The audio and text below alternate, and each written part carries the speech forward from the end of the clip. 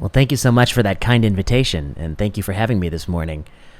I'm going to be talking about errors in medical judgment, from psychiatry to placebos to long COVID, and I hope that you all have a lot of questions and we can get into some of the intricacies around this. So this should be somewhat related to what you do, but I think I'm going to draw upon examples from outside of what you do as well to kind of give it a better context. So I think one thing that we don't discuss enough in medicine is that most of the things people have dreamed up that would work as therapies, most of the surgeries, the pills, the interventions, simply don't work. Throughout the history, we have dreamt up perhaps millions or tens of millions or hundreds of millions of different interventions. Most of them have not gained traction and most do not work. Even among the ones that do work, the ones that we take for granted and we use day in and day out, many that do have biased trial designs, that they have fundamental problems in the interpretation and design of the studies, and we have extrapolated far beyond the available evidence. And so I think to some degree this is obvious that most of the things you hypothesize don't work, but at another degree we don't internalize this and we don't have enough skepticism about the practices we continue. So here I just want to show you something. This is from an industry insider guidelines, and it's basically the R&D composite success rate by therapeutic area. And what you see here is that if you take drugs that enter the phase 1 pipeline, so they make it through mouse studies, animal models, they get all the way to phase 1, which is no easy task, and you look to see what percentage of those drug products are FDA approved several years later. Recording in progress. I got the recording notice. What percent of those drug products are approved several years later? You find that it ranges from 6% to 11%. The highest is rare disease, but that's only because the bar for rare disease approvals is often abysmally low. And we've seen rare disease approvals made on the basis of uncontrolled data, very small sample sizes, drugs like Exondys 57, which are drugs for Duchenne's muscular dystrophy that the reviewers debated whether or not it even works. So, when you're more permissive with drug approval, you get a higher percentage. But for the most part, when we're talking about neurology or psychiatry, we're talking about, at most 1 in 10. And these are among drugs that enter the drug development pipeline. Another way to look at it is that if you take it all the way from preclinical studies to registration, we're talking about attrition rates that are massive. We're talking about less than 3% of the drugs that enter, this is a different industry group, enter the preclinical phase, actually make it to drug approval. And there may be tens of thousands of compounds that are abandoned at the preclinical stage, that are abandoned at mouse stage, at cell culture stage. And so I think to some degree we know that success is difficult and challenging in biology, but we don't, I think, internalize that to some of the things that we face. All right. I'm going to tell you a little story about coronary artery disease, and the story is going to be about angioplasty, and it's really going to be a story about the use of controls and placebo controls and sham. So we'll get into that. So here's how this story begins. Many years ago, in 1992, they ran a clinical study called ACME, okay? And ACME is a study of people with angina. Angina, of course, is when you shovel your driveway, when you go up a flight of stairs, you have a chest tightness that starts in the center of the chest. It can radiate to the arm. And if you sit down and rest, it gets better. And that's typically called chronic stable angina. And in this study from 1992, they took people who had those symptoms, and then they gave them medical therapy or angioplasty, which is placing a percutaneous stent to open up the blocked artery. They picked people with single vessel coronary disease, of course, because if you have angina, and if you only have a blockage in one artery, well then naturally, the angina must be from the blockage in that one artery. And so they thought this is a nice way to test the hypothesis of how much people improve when you stent open their artery compared to medical therapy. So what they found in 1992 was that there was a 90-second improvement in exercise time. So let me explain that. So what's an objective way to measure how much angina someone's having? Of course, you can use a series of questionnaires, but a different way you might measure it is to put them on a treadmill and have the treadmill gradually get faster. And this is called a modified Bruce protocol treadmill test. And if you put somebody on it and they have angina, they might be able to go for 6 minutes, 6.5 minutes. And then if you open up the blockage and it makes them feel better, you might expect they'd be able to go for longer. And indeed, that's what they find. They find they're able to go 90 seconds longer on the modified Bruce protocol treadmill test if you stent open their artery. This is an ACME. This is when you test stenting against a pill. Okay? If you survey cardiologists and you ask cardiologists, how much improvement in this treadmill test would you consider clinically significant? What is the minimally clinically important difference for the MCID, which we often talk about in medicine? And it's important to distinguish that there are often statistically significant differences that are very, very tiny, but those aren't clinically meaningful. They don't actually matter to people. And so cardiologists say something like, let's say 40 seconds is clinically significant. If you start to improve exercise time by 1 second or 2 seconds, it's hard to believe that actually has a real impact in someone's life. So they say 40 seconds. And if you look at some of the anti-anginals that we use, drugs like ranolazine, for instance, you're getting drugs that, when tested against a placebo, improve anginal symptoms by maybe 45 seconds or something like that. Okay. So one of the problems with that ACME study is that what if the mere act of stenting somebody has a placebo effect? What if it isn't the stent per se that makes you feel better, but the fact that the doctor went in and put the stent in? How do we know that the anginal improvement is due to opening the blockage versus the thought that you had the blockage opened? Now you might be asking, well, why would you even think that there's a placebo effect from angina? And the truth is, in the history of angina, there's some very elegant studies from the 1950s. And in the 1950s, surgeons pioneered something called the ligation of the internal mammary artery. This is an artery that travels in the chest. And it turns out that if you tie it off, many people with angina felt better. But when you actually randomize people to tying it off or undergoing a surgery that's a sham surgery, where we don't actually tie off the artery, but we tell you we did and we make an incision like we did, there was no benefit to tying off the internal mammary artery. Now, of course, it's logical that there's no benefit to tying that off because that artery has nothing to do with where angina starts. It starts in the heart. Okay? So that study proved that angina is susceptible to the placebo effect. What about stenting coronary disease? So in our book in 2015, we wrote a book called Ending Medical Reversal. We hypothesized that probably a large percentage of the symptomatic benefit of stenting is due to the fact that there's no control, that the control arm is getting pills, that the patient doesn't undergo a sham procedure. And we encouraged investigators to do a sham-controlled stenting trial. And they did. That trial is called Orbita. It came out in The Lancet at the end of 2017, and I think it came out in print in 2018. And this is a study where they randomized patients to undergo a stent or a procedure where they were told they got stented. They had to wear headphones, and they still had the poke in the groin where they placed the stent, but they didn't get the stent placed. And everybody in this study had single vessel disease and chest pain. And why do they do that? Because it makes sense that if you have chest tightness from angina and single vessel disease, it's got to be that vessel. And they measured the improvement in exercise time. And remember, the ACME study told us that we should expect a 90-second improvement in exercise time. But the difference between this and ACME is ACME does not have a sham control arm. This does. And this study was powered to detect a 30-second difference in exercise time. Okay? Remember, the doctors say the minimally clinically important difference is 40 seconds. So one question you might have is this study underpowered or overpowered? If you have the power to detect a difference smaller than the minimal difference people think is important, are you underpowered or overpowered?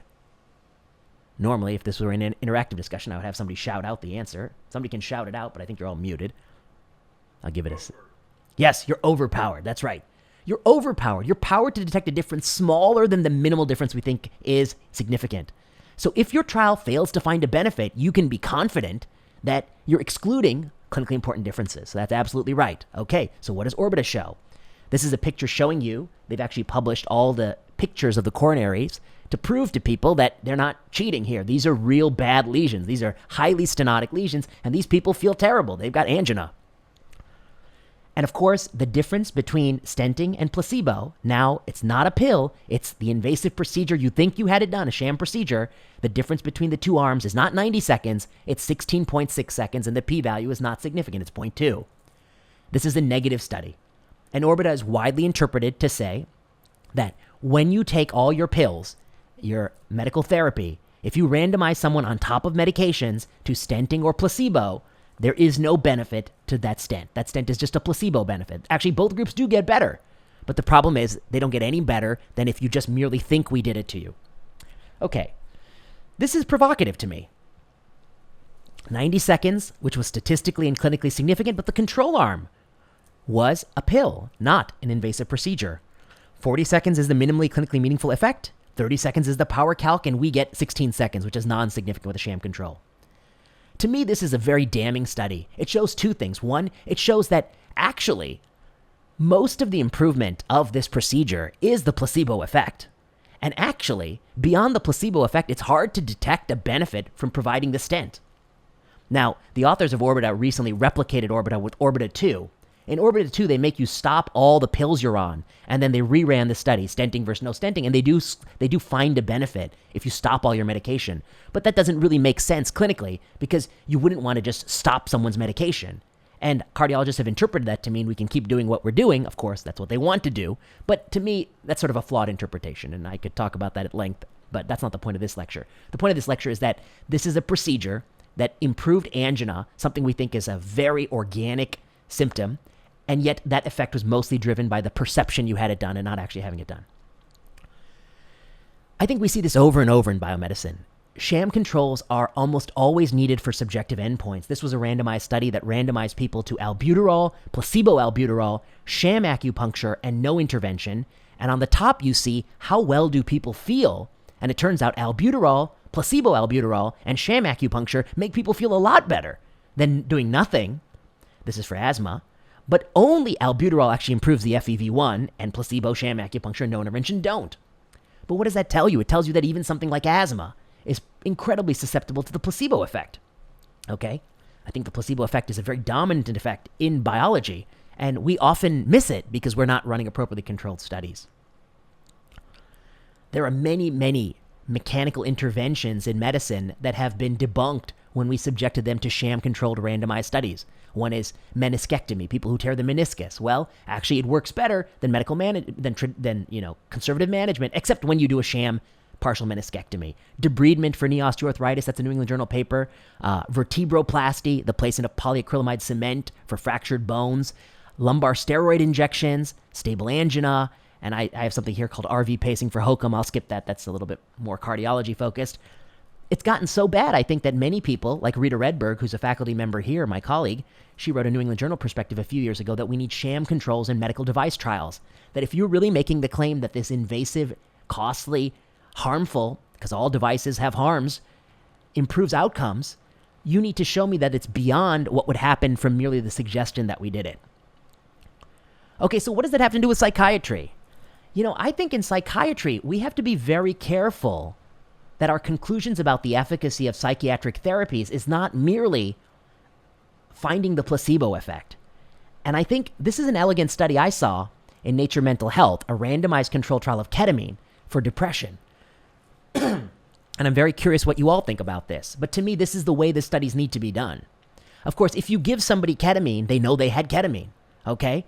And so if you take a bunch of people who are depressed and randomize them to ketamine, or even something that's not quite ketamine, even Ativan or morphine that doesn't make them feel exactly like ketamine, or even saline or nothing, I wouldn't be surprised if getting ketamine improves depression because you feel like you really got something.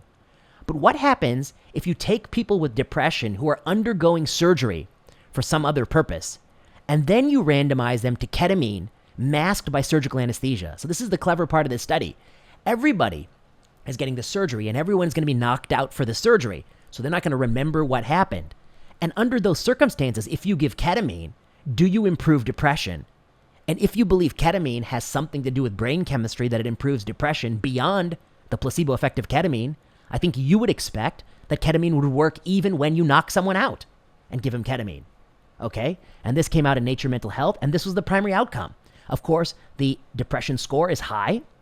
Okay, and then they have the screening baseline, they're randomized, the pre-infusion baseline, and then they get anesthesia, and then after anesthesia, in the post-operative period and even days beyond, there is an improvement in both groups. Both groups feel great, but feel much better than they felt before, but the problem is, there is no improvement of the ketamine group beyond the placebo effect.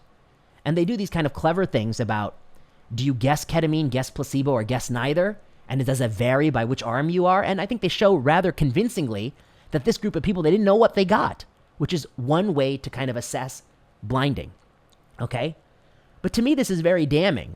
And as long as you have studies of this caliber, I'm inclined to reject studies where the participants would know that they're getting ketamine, and I would like to see more studies like this. But I'll be curious at the end of this for what your thoughts are about ketamine. Okay, so some people ask, is it ethical to do these kinds of studies? Is it ethical to use a sham control? But I flipped the question. I really believe, is it ethical not to do these studies? Okay, this was an article that I wrote with my friend and colleague Adam Sifu in 2012. It's called A Medical Burden of Proof Towards a New Ethic. And here's what we talk about in this paper. We talk about stenting for stable angina. Okay, I was telling you earlier that, for people with chronic stable angina, stenting is debated, but there's clearly a proven benefit from doing stenting in people who have cardiac events, acute cardiac events. And we talk about, who has the burden of proof in the unknown territory. We still have a lot of ambiguities and uncertainties with stenting, and we're writing a long paper on this topic, but I'll skip that for now. But let's talk about the ethics of sham surgery, okay, or sham interventions. Is it acceptable to do these kinds of studies, knowing that the control arm is really being deceived into thinking they got something? I think when we talk about randomizing people to an SSRI or a sugar pill, we don't seem to have qualms. But when you start talking about more invasive surgical treatment, more invasive control arm interventions, we do have qualms because we worry that that control arm may have some risk. But the way we conceptualize it is sort of a utilitarian framework. We ask ourselves, we can either do these randomized studies with sham surgery as the control, or we could not do them. And the surgery could either work, in reality have effects beyond placebo, or the surgery might not work. Okay, those are both scenarios. Imagine you do this study and the surgery works, then absolutely all of the people who were in the control arm of that study were harmed by the risk of anesthesia, infection, bleeding. They were harmed. That's one arrow of harm. Let's say you do this study and the surgery doesn't work, as in the case of Orbital 1, then ironically both groups were harmed. They were harmed by the risk of anesthesia, infection, bleeding, but both the intervention and the placebo arm got that harm. Okay? Now imagine you don't do this study. If you don't do this study and the surgery happened to work, well, then no one's harmed. You're just debuting the study. Maybe there is a harm because without the study, uptake will be a little bit slower in the community. But if you don't do the study and the surgery actually does not work, well, then you have harms that go anesthesia, infection, bleeding to all the people who undergo the surgery until it's retired, often decades later. And that is usually thousands of times larger, a sample size. And so in our mind, it's unethical not to do these studies merely because the harms of not doing it to many more people far exceed the harms, even if many of these studies work, even if many of these practices work or don't work. So we've been doing this work for some time where we're actually looking to see, among all the practices that we accept day to day, what percent of them might be useless or worse? How do we know that what we're doing is actually valid? And we did a paper in the Mayo Clinic Proceedings in 2013, now 10 years ago, called A Decade of Reversal, an analysis of 146 contradicted medical practices. Here's what we found. We took every original article that appeared in the New England Journal of Medicine in a decade. That was 2,000 articles.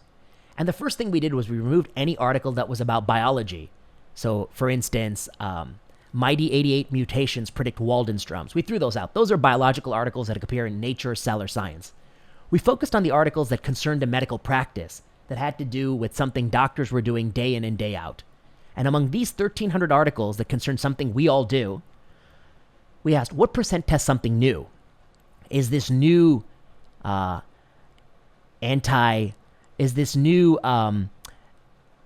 anti-schizophrenic medicine better than current standard of care?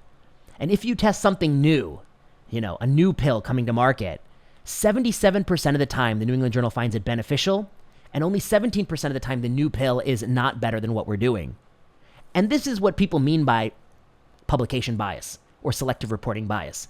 That if the New England Journal of Medicine is telling you about a new blood thinner or a new cholesterol drug or a new weight loss agent or a new depression medicine, overwhelmingly, the New England Journal of Medicine is telling you that the practice is beneficial because they're not going to publish all those drugs that failed.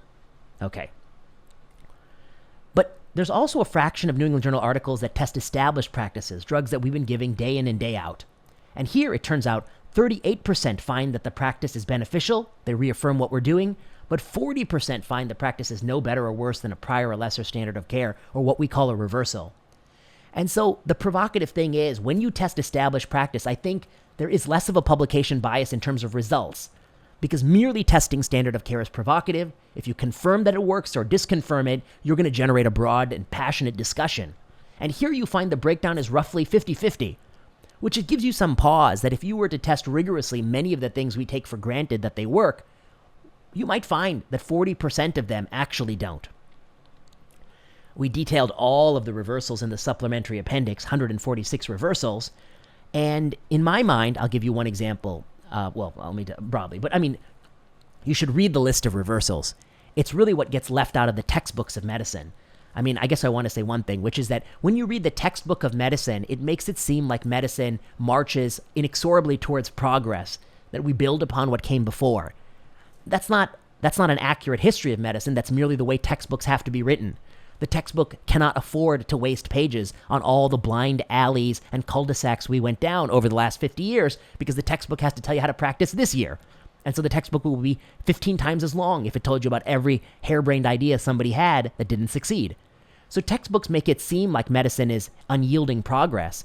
But this is the textbook, this is what's left out of the textbooks, all the things we did for many, many years that we thought improved outcomes that actually don't improve outcomes, and many of these have actually faded out of practice.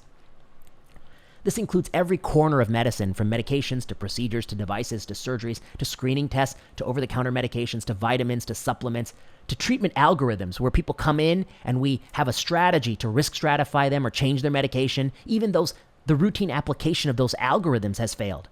Diagnostic instruments, systems interventions. Many mechanical interventions that were designed to improve subjective symptoms have been reversed with sham-controlled studies. I'll give you one fun example. Impermeable bed covers. When I was growing up, there were many kids I knew who purchased these bed covers. They're like rubber sheets, and you get them when you have dust mite allergies and you wake up with like atopic rhinitis or asthma, and they're supposed to prevent the dust mites from going in and out of your bedding. And so if you give people these sheets, you can show that you have less dust mite allergen on the pillow and that they feel a whole lot better. But what happens, and in fact, so the control of dust mite antigen in bedding. This is an old paper from the Lancet, and it shows you like a cross-sectional microscopic view. On the bottom is like your regular old bed sheets, and you can see the dust mites can pass freely through it. And the top layer is like the impermeable bed cover. Dust mites can't get through it.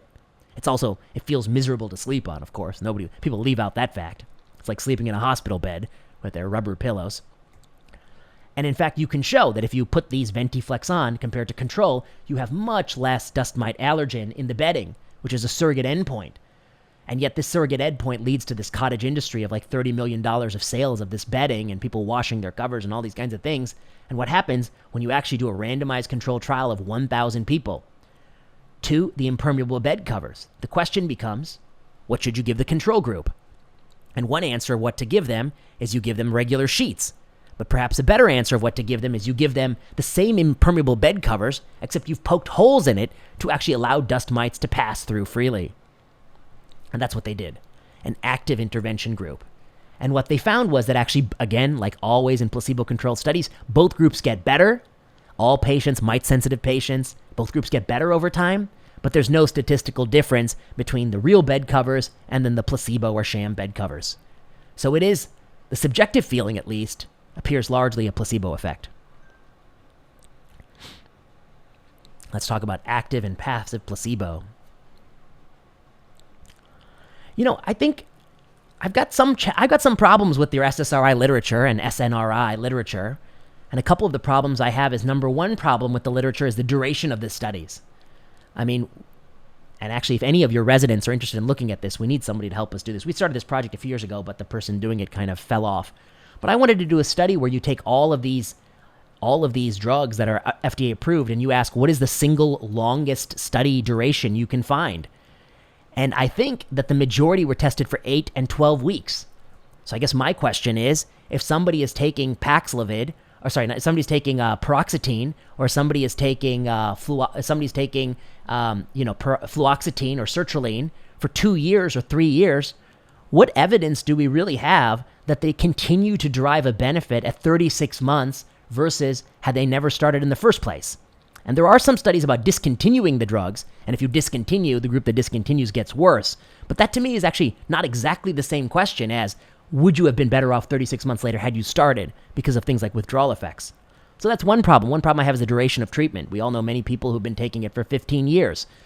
Do we really know that they're deriving benefit at the 15-year mark? And that's different than, do they get worse when you stop? The answer is, probably they do. They have withdrawal effects. Is there a way to taper them off more carefully? Break the pills, taper much, much, much slower? These are sort of other questions. But the second question I have with SSRI studies is, active versus passive placebo. In many of these studies, when you give a person sertraline or fluoxetine, some people can tell they're getting something that's not a sugar pill. There may be a slight taste in the mouth. There may be a way it makes them feel that's not directly related to the antidepressant activity of the drug. And that may unmask, to some degree, the blinding you've achieved. And so these authors in Cochrane have performed systematic reviews of active versus passive placebo. What's an active placebo?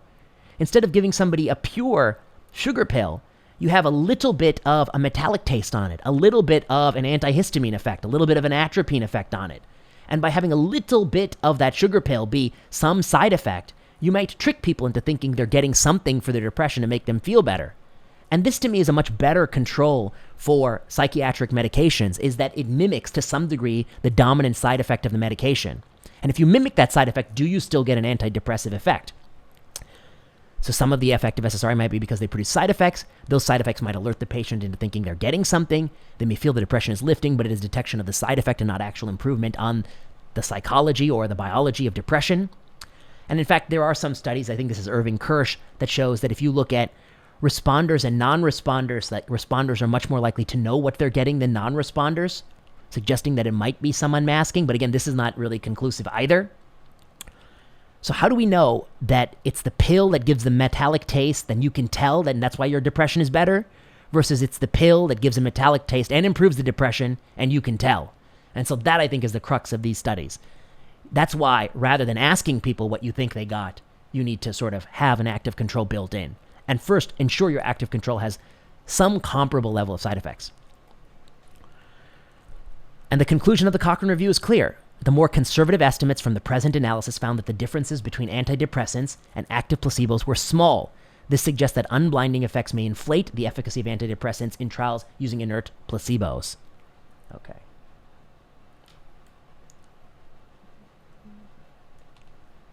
I want to pull up one more thing that I didn't talk about. There's a drug called zuranolone. Zuranolone is a drug that was recently approved for postpartum depression, and we have a paper in JAMA on it. Our paper is entitled Concerns That May Limit the Utility of Zuranolone. And they took women who were severely postpartum depressed, and in the study, the control arm is given sugar pill. They're not allowed to get SSRIs or cognitive behavioral therapy. So in my opinion, the first problem of the zuranolone studies are the control arm is unethical. They deprived women suffering severe postpartum depression from a basic standard of care. They randomized them to placebo. And then they give them a drug called zuranolone, which has tons of toxicity. One is you can't breastfeed on the drug because the drug has GABAergic effects and crosses into breast milk. And in mouse studies, like baby mice can get drunk off the drug. So it's dangerous to give it to a breastfeeding mouse. And so they advise women who are taking this not to breastfeed. Okay, so it's a GABAergic drug. The next thing is that there's a huge placebo effect in both. In fact, the bulk of the effect is placebo effect. There's a small zuranolone effect. The next problem with the study is, for years, some old psychiatrists have actually given a little bit of benzodiazepines for severe postpartum depression, and they said that that works. And here we're testing this novel $34,000 medication, and we're not asking that question. You know, and so I think the overall effect of this is it's an extremely problematic drug. And I'd have no idea if it has any role, I think, in postpartum depression. Okay, let's talk a little bit about qualities of a sham. Oh, one last thought about the active placebo. Using an active placebo offers a more honest test of whether the procedure or drug really works, researchers contend. Currently, many studies use passive placebos, such as low-dose sugar pill, which causes no side effects and may skew study results in favor of the drug. I think that's particularly problematic when people want to feel better. Okay, so, go back to that 16 seconds we saw in Orbita. I told you 90 seconds became 16 seconds, and 16 seconds is not significant. Well, cardiologists argue that 16 seconds is still not zero. But, how do I know the 16 seconds is really because they stented you open versus the fact that the group that got the procedure might have had something else done differently? Did the operator spend more time, pressing on their groin, more time, twirling the cable? Was there something about the way they stood around the patient that betrayed the group really getting the stent from the group that's getting just the diagnostic procedure? I think it's very possible that they betrayed themselves in some way, and that's why we still have 16 seconds. I feel some chest pressure. Yes, this may occur. Don't worry, the pressure will fade in a moment. That's something that happens during the procedure, How do we know that's not the reason why they felt better? So we published this paper called Testing for Blinding in Sham-Controlled Studies for Procedural Interventions, the third-party method. And we suggest that actually, in addition to sham-controlled studies, you need to have videotaped recordings of the procedure, and you show those videotapes to doctors who perform the procedure to see if they can tell which were the intervention and the control procedures. And only when a third party watching the procedure cannot tell are you very confident that the procedure was really mimicking the actual intervention. Now, if the patients guess the treatment correctly, but the third party guesses it correctly as well, then you have to worry that it's an ineffective sham and unknown efficacy. If the patients guess correctly, but the third party can't guess, then actually the sham may be effective and the procedure may actually be effective. That's why they know what they got. Okay? If the patient guesses incorrectly, then it can be both an ineffective sham and an ineffective procedure. But if the patient guesses incorrectly and the third party guesses incorrectly, then maybe the sham is effective, but the procedure is ineffective. So this is sort of our philosophy if you film from multiple video angles. Just thought it was an interesting thought about how to do this. And elsewhere, we published this study called Visualizing the Randomized Sham Control Trial in Orthopedic Research. Oh, and you may know Audrey Tran. She was a OHSU student as well. And basically what we said that even for these very costly procedures like total knee arthroplasty, a $60 billion a year industry, mostly done not for joint instability, but because people feel knee pain, we have little credible evidence that the procedure is better than a sham intervention. In this paper, we actually describe in detail how a sham intervention would be performed, what it would look like, that we would do something with the patella just to make you think you got something, but we wouldn't change the articular surfaces, and we provide an atlas for how to do it. So we're trying to help people do these studies. Okay, now let me talk about long COVID, and then maybe I'll take questions. You know, to me, and I've said this many times, that long COVID, it's a $1 billion NIH problem. I mean, NIH has put at least $2 billion into long COVID. Long COVID is something that many people who have COVID suffer from. And the first thing I want to say is, I have no doubt that anyone who is on the ventilator for 6 weeks, anybody who is severely ill for a month, anybody who required oxygen, the road to full recovery is not easy. That was the case in 2017. If you had influenza and you were on the vent for 6 weeks, that's not a quick path to getting back to normal, and maybe you never get back to normal. And if you had COVID in 2020 and you're on the vent for 6 weeks, absolutely, you're going to have long sequela of that, maybe the rest of your life. So I have no doubt that that's the case. Okay, let me say that. The second thing is, I have no doubt that COVID causes more anosmia. Anosmia, or infection of the olfactory bulb, is more common in COVID-19, and that's a very consistent symptom that people who had COVID, particularly early on in the pandemic, they have much more anosmia, and it takes longer to get better. Okay. But the third claim is the claim that I heard for years, and actually these days I don't hear the claim as often as I heard a year ago, which is that you can get COVID. It can be really mild like a cold. It can be so mild you don't even feel it, but you have permanent long-term organ damage of your heart, your brain.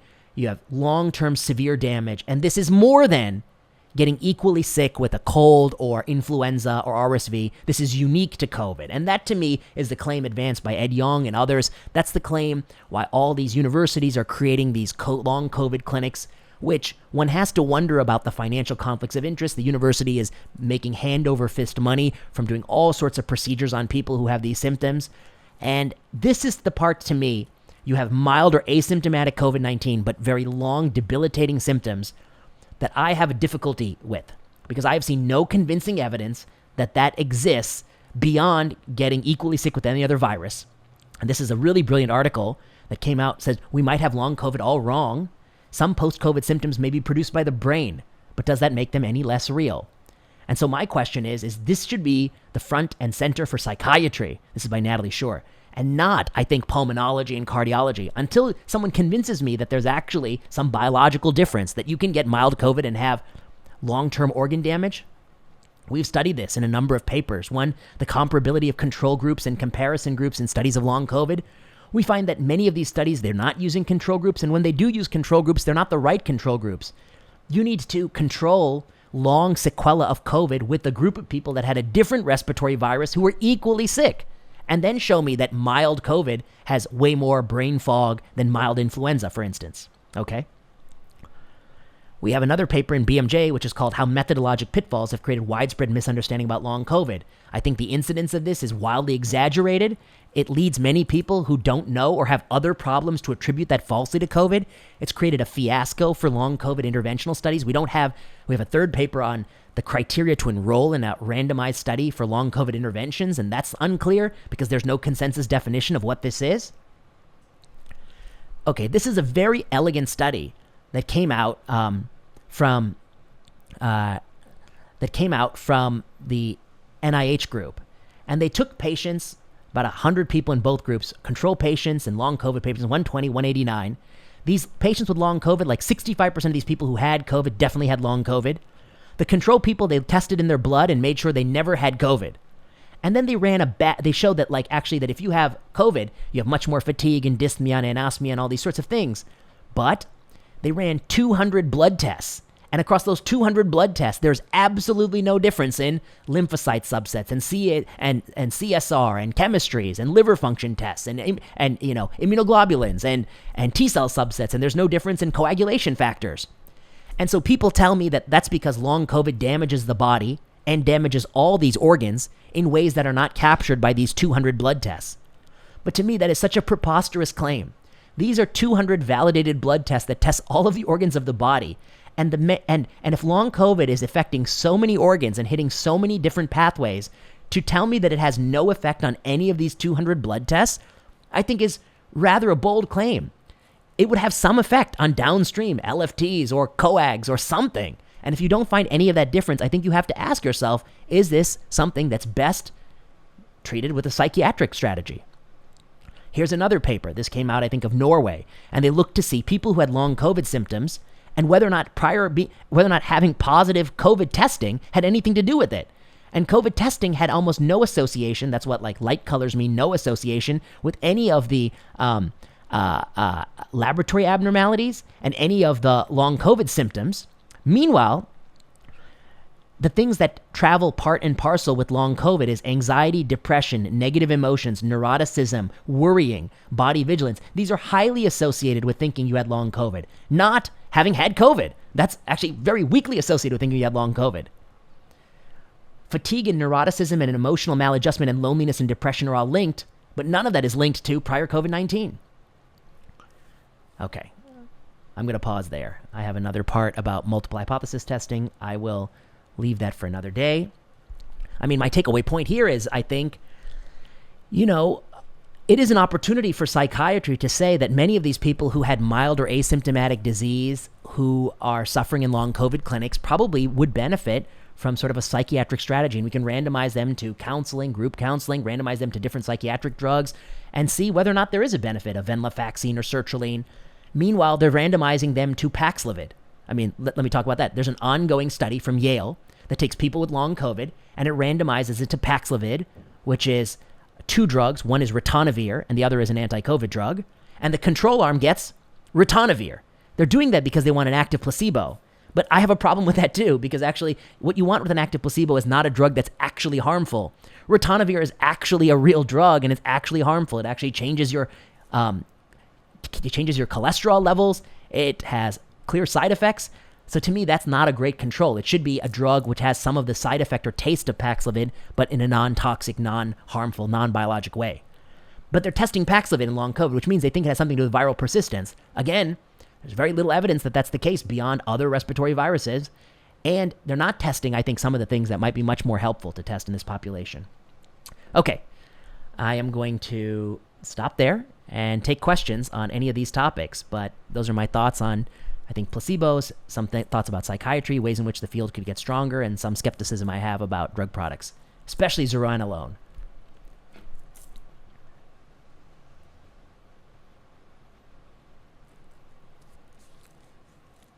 Thank you, Dr. Prasad, for a very interesting talk. I assume we have questions in the audience, and maybe we have one from one of our faculty members, Dr. Harvey, here. Oh no, I just turned my camera on first. Okay. Okay, great. We have a question in the audience. Let me see. Hold on one second. I'm going to bring around a mic. And Dr. Prasad, I can't move the camera around here. That's okay. You can just repeat the question. Yeah. Okay.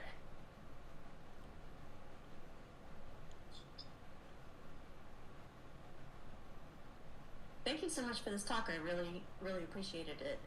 And I'm always, one of our faculty, I'm always talking to the residents about not just looking at the abstract or, title of an article and really diving deep into it.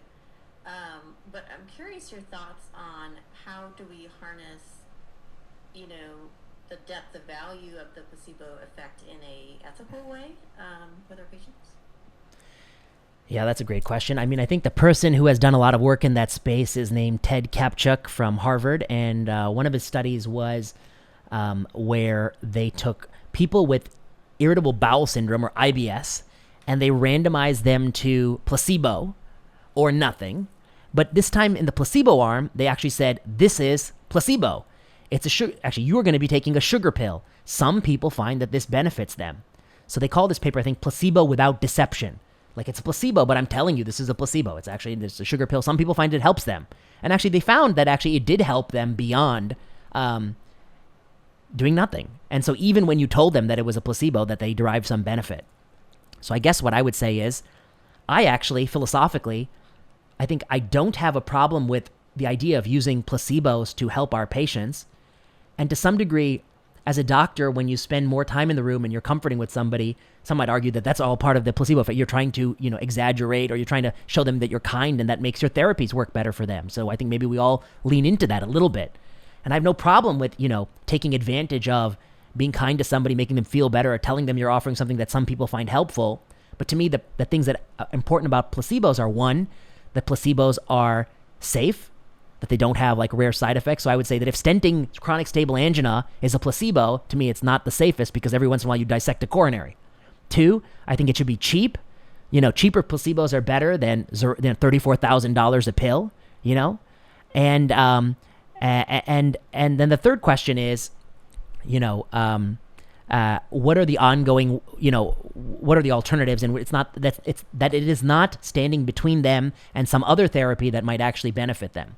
And so I think those to me are sort of important use cases for placebo.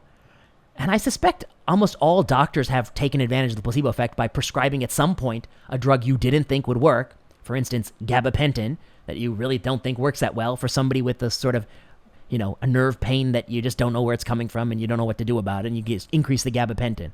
Sometimes I wonder that gabapentin works only because there's so much dose increasing, so it feels like you're getting a hefty dose when you're taking, 3.6 grams a day or something of gabapentin. So those are just my general thoughts. To me, placebo is unacceptable if it's invasive, if it's like costing society $60 billion, if it's $34,000 a dose, if it has like really bad side effects.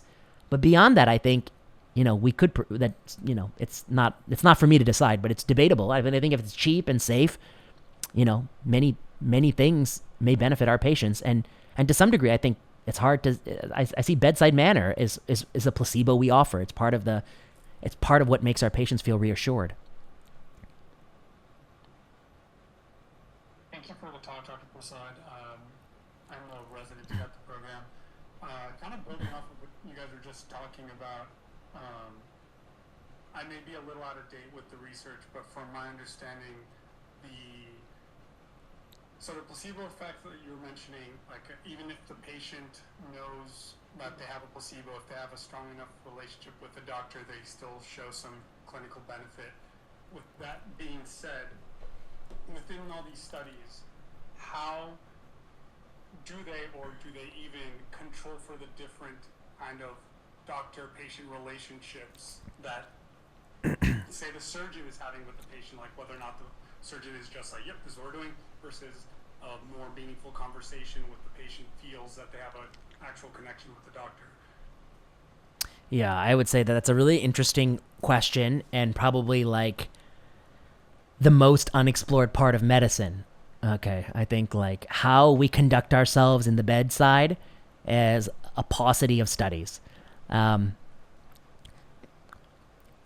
It makes me think about, it's not exactly your question, but I mean, the answer to your question is I'm not aware of any studies that have like tried to control for that, but it makes me think about, there's a body of literature now about racial and gender concordance between patients and doctors, and whether or not concordance means better outcomes. And by that I mean that, do black OBGYN attendings have better outcomes for black neonates than white OB/GYN attending. You know, those kinds of papers. Some of those papers, I think, have shown that, you know, patients may have preference for the same gender, the same race sort of doctor. Some of these papers have made the claim that there's actually improvements in like clinical outcomes. Some people hypothesize that some of that might be due to those sorts of bedside manner characteristics and things like, you know, that you talk about. That's the closest I think we get to it. As a general rule, I think like when it comes to large differences in patient outcomes like mortality, I'm skeptical of a lot of that literature. Like I think that it's very difficult for me to believe that one doctor who meets a patient out of 20 doctors in a 2-week stay can have neonatal mortality. I think that's sort of an implausible effect size. But to your broader point, I think there might be a lot about how people feel about their stay that we're completely not studying and it's not explored. And that might be a place to kind of look into it. Thank you for your answer. Thank you, Dr. Prasad. I just really enjoyed the talk. I have a question, kind of what you were touching on with maybe these studies aren't long enough with the antidepressants and that idea, but I fear that some of these, I feel like there's a little overtone that, you know, these placebos may not be very beneficial, but at the same time, a lot of these metrics tend to be subjective in kind of what you're having. So, like the 30 seconds walk and becoming, forgive me, the 90 becoming 16 and it was 30 to be overpowered. How do we know 10 years down the line for these patients that are having stable angina that doesn't prove effective with something like mortality, a cardiovascular related mortality, or for something such as the like meniscus sham kind of idea? In the short term, it may be beneficial, the sham procedure, and like you said, maybe doing a sham procedure may not be the best ethical or the best like standard for placebo, but in the long term, you actually 10 years down the line, having that procedure then was beneficial, right? So we're seeing the short term, and 1 year it's not, but in 10 years, did we prevent an MI? That kind of idea there going on. That's a great question. So I guess when it comes to the stenting angina, I left out of my discussion, is that before they explored the symptoms, they had actually tested the question of if does it reduce MI and improve mortality. And that's a paper called Courage. It's a 2007 New England Journal paper. 3,000 people, chronic stable angina, randomized to stenting or pills versus pills. And Courage showed no reduction in MI, no improvement in mortality, but there was a symptomatic benefit. And that symptomatic benefit, the question was it really due to the procedure or sham? And that's why they ran Orbita. So I left that out. But in the coronary world, they've done those kinds of studies. But to the SSRI question, I mean, I guess I would say that I think it's interesting. It could go both ways. I mean, one could imagine, what if somebody ran a 2-year study of people who present to your office now with depression? There's that Hamilton depression score. And what if you just pick the people on like the low end of what you would prescribe an SSRI to, whatever that number is. I forget the number. What is it? 23, 24, 25, 26, 30 plus is bad, something like that. Or 27, or, you know, you pick the numbers, maybe just 26 and 27 or whatever. I don't know the scale off the top of my head. It's not my field. You pick a place where you think there's equipoise. And then you take those people and you randomize them to SSRI or active placebo for 1 year or 2 years. Okay? I think that's a very interesting study to do. One is to just see how many people still stay on the medicine. The second thing is to see, is the group of people initially assigned that strategy doing better? The third thing to see is, what about total healthcare cost and utilization? Does SSRI use lower that, or actually does it increase it? It might lower it. I don't know.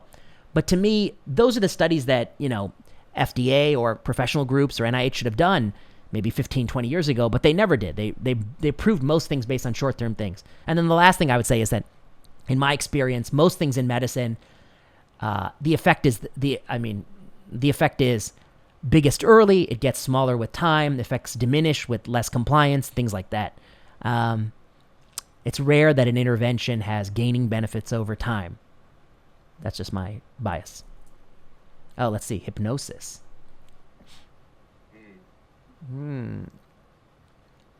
Yeah, I'm very curious about hypnosis.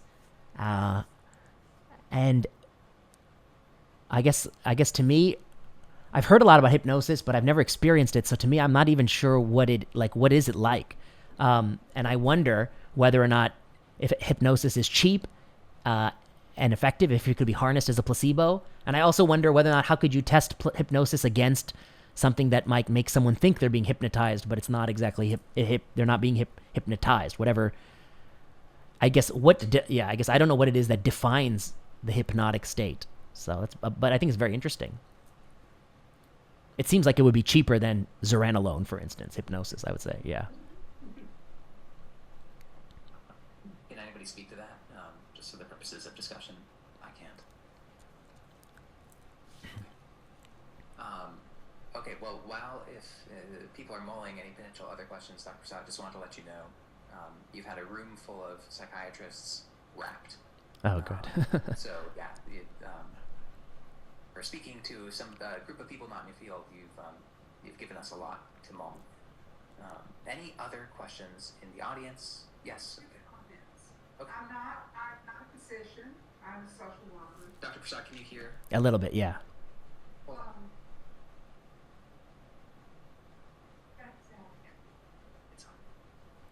I'm not a physician. I'm a social worker. And my first comment is, I would be absolutely furious if I woke up and someone had been poking around in my groin and bruised me, and I learned that they did not do the surgery. The second comment I have is, I'm wondering, why the heck am I referring my patients to psychiatrists for meds? Okay, the first comment. I guess I would say, yeah, that's a great point. I think two things. One, presumably the people who undergo the Orbita study, they all agreed that there's a 50% chance they're not going to do it. Like, they knew that going in, and they still agreed. So they're doing it for altruistic purposes. That's one. Two, I have a lot of patients, I'll be honest with you, who had a procedure done 10 years ago, and then a new study comes out in the New England Journal or whatever, in the New York Times, and it says, actually, it turns out that doesn't work. And they're furious. And if you talk about all the people who had like knee washouts, I have somebody I know who had 3 knee debridements for osteoarthritis. When they saw those studies show it doesn't work, they're so furious. And so I think the fury goes a lot of ways. One fury is that you didn't get the thing that potentially could have helped you. Another fury is that the doctors were selling this falsehood for years.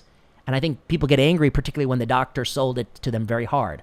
So I think that's an interesting thing about psychology. Now, the second thing about referring your patients to psychiatry, I guess, I mean, I can't speak to it, but I guess my overall thought is that I understand that cognitive behavioral therapy has very good data in certain indications, and that's very useful. And my second thought is that I don't mean to say all psychiatric medicines have no use under any context. I think many do have some use and value. And some have, as Harvey says, some have high effect sizes, others much lower. And I think so there's definitely, I have no doubt that there are people who benefit and definitely need to see the psychiatrist. But I'll make one point, which is in my field of cancer medicine, sometimes I worry that that we are referring people who we shouldn't be referring. You know, somebody tells me my cancer patient is depressed. I say, he's not depressed, because he's actually dying of cancer, and that's how he's supposed to feel when he's dying of cancer. And in those cases, I'm not sure that I'm benefiting him by putting him on SSRI plus Abilify plus Remeron plus, mirtazapine plus Ativan plus this plus that plus, I'm not sure I'm benefiting. I'm just giving him a fistful of pills to take, and I have no evidence that I'm benefiting him. And yet, I think I also attend on leukemia and bone marrow transplant. Somebody says, person's been hospitalized 82 days. We should start all these medicines because they're looking all bummed out. I say you'd be bummed out too if you had to spend 80 days in this hellish hospital setting where you don't allow 12-year-olds to visit because you have a stupid precaution that makes no sense, and you make everyone wear gown and gloves, and you wash down the food, and you have a diet that also there's no evidence to support this bland diet you're forcing on this person, and there's no evidence to show that you're not allowed to let them go outside for an hour, and you're torturing this person with no evidence, and they're feeling bummed out about it, and now you want to put them on medicines to counteract your terrible medical care. I mean, so I feel that too. So I think there's both sides of it. So, I guess I think there are a lot of people who benefit from psychiatric care, and probably many. The bigger problem in society might be there are people who could benefit who don't have access. That's a huge problem. And then we abuse it, I think, in people who have legitimate reasons to be feeling glum. And we don't ask ourselves, why is a bone marrow transplant such a horrible place to spend a month? Can we make it better? Instead, we try to find some pill that makes the patient not complain to us. And that, to me, is a problem. Harvey, you want to say something? Someone want to say something? You have people snapping here. Sorry. Okay. Well, thank you for your time. I just wonder if that like something like Apple Vision Pro would be really cool for like a lot of these people in the hospital a long time. They can kind of experience like going like traveling to a different location and like walking around and I don't know. That's interesting. I think that my bias is that my bias is that most of the policies that hospitals enforce have very shaky evidence. And I mean, just one example is we're doing as a side project, but we're doing a project right now where we're looking at restrictions on young children coming to hospital floors. Did you know that like many hospitals restrict very young kids from coming, which is a problem for when you have to take care of like a parent who has getting a leukemia with bone marrow transplant and they can only see their kids through glass or so infrequently. I think that's like it's almost a human rights violation. So my question is there really good evidence that having that what I would consider a human rights violation actually improves outcomes for that patient or anyone else on the floor? And so we're doing a project on that. So my bias is that I think some of these policies need to go. And then the last thing I didn't say was the COVID-19 pandemic, we had these visitor policies, which were in my opinion, gross violations of everything dear to human beings, not letting people hold the hands of dying loved ones, making people die on iPads. And these bans had absolutely no justification. We published one meta-analysis on that. We have many more papers on that topic. But I mean, and then the next question is, once you get rid of all those rules, can you benefit from augmented reality and things like that? I think, yeah, it's definitely worth trying. But my first thing is I can't work anymore with these rules. I'm sick of them. There's no basis, and I'm tired of them. And trying, yeah. All right. Well, thank you all for your time.